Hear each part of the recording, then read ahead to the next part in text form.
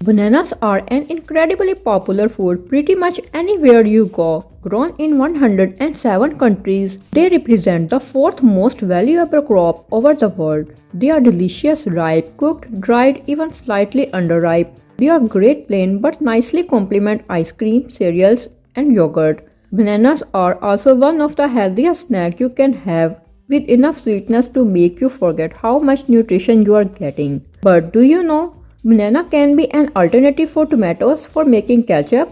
Yes, in the Philippines, bananas are used to make ketchup instead of tomatoes. Unsurprisingly, banana ketchup tastes very similar to tomato ketchup but a lot sweeter. Banana ketchup is a healthier alternative to traditional tomato ketchup. It has fewer calories and less sugar, as well as more vitamins and minerals.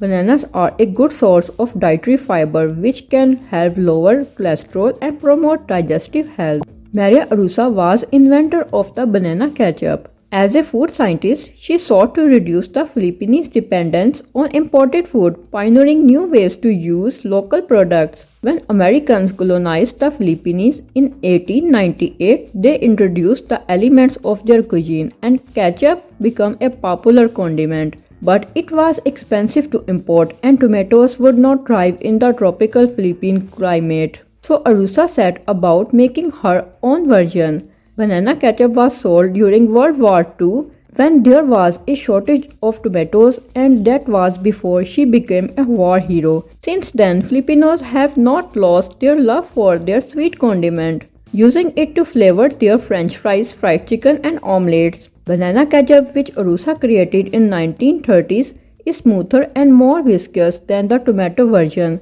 making it a bit harder to shake out of the bottle. This banana ketchup is made of hardy local bananas, sugar, vinegar and spices with a dash of red coloring to make it look more like the imported version. It is now a staple on the shelves of Philippine grocery stores.